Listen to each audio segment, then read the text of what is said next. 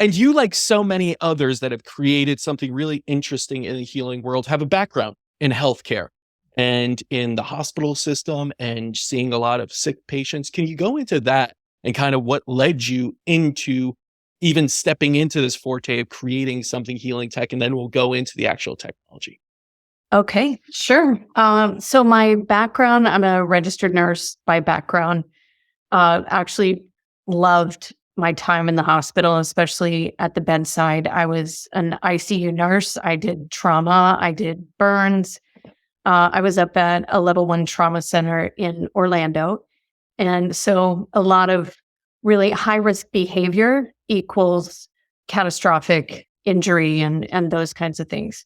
But the nice thing about that is that people heal.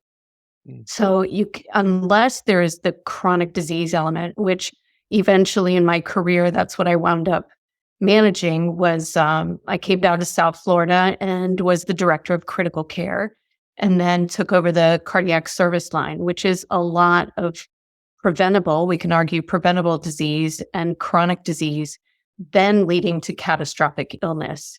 I also spent a very short time in hospice, which gave me a completely different perspective on health, end of life, and the quality of life that we spend.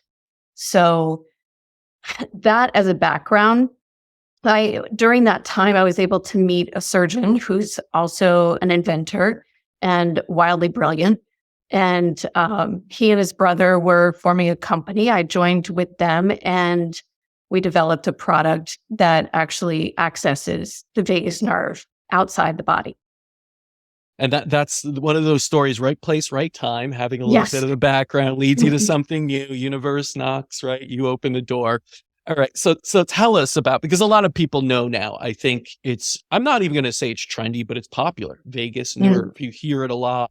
It is something that I have a Google search for, and it's more and more all the time that shows up. And this idea, what is the vagus nerve, this information highway of sorts. And then you talk about things like neurobiomodulation and how do you impact the vagus nerve. So tell us how you started to, look at how you would impact vagus nerve stimulation through something like Neuvana. So it's funny that you bring that up, that vagus nerve, most people have heard of it now today. Whereas when we first started this, no one knew what the vagus nerve was. I mean, it was very rare.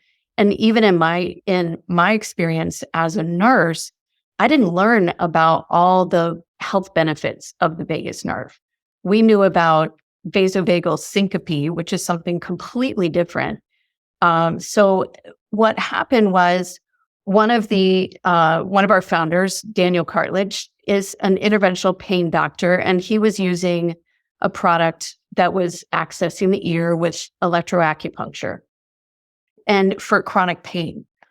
And when he was discussing it with his brother, Richard Cartledge, who's the inventor, he said, you know what? I saw a paper years ago that accessed the vagus nerve through surgical intervention. So they wrapped a coil around the vagus nerve in the neck, implanted a pacemaker of sorts to activate it. And that was FDA approved for epilepsy. Those trials were for epilepsy. But the interesting thing is in that paper, he had read that people didn't want to have those units explanted or taken out of the body because they felt so good. Yes, it helped with their epilepsy, but they had this lingering, I'll carefully call it euphoria, but this overwhelming well-being feeling. So he had looked at that and said, gosh, that's a really interesting side effect. If anyone could harness that, that would be gold. Well, the vagus nerve actually does that. And now there's this branch in the ear that Daniel was using in his practice. That's where the connection happened. So it wasn't really about treating an illness. The three of us are all very involved deeply in healthcare on the treatment side. But what if we could actually affect things on the prevention side and help people live a better quality of life, get the sleep you need, help your nervous system rebalance to where it can function appropriately. And that's really what it does. Yeah, and an ounce of prevention is worth more than a pound of cure. We all hear Yes. that. Unfortunately, most of modern medicine does not abide by that. We wait for disease not even to become, an acute state, truly a chronic state. And that's the unfortunate side. But you do have more and more companies such as yours that are going into how do we stop disease in the first place happening?